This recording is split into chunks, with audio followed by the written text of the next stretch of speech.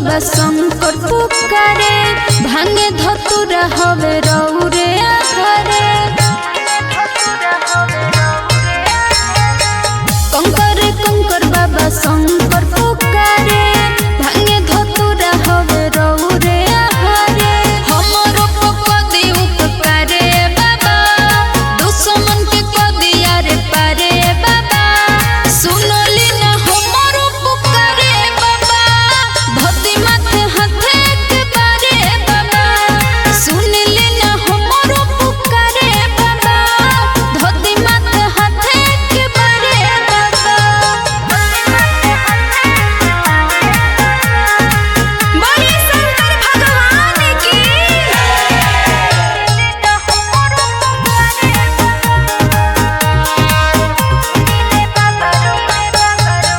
सुनीले बाबा रउआ होई बड़ी दानी देव के देव महादेव घरदानी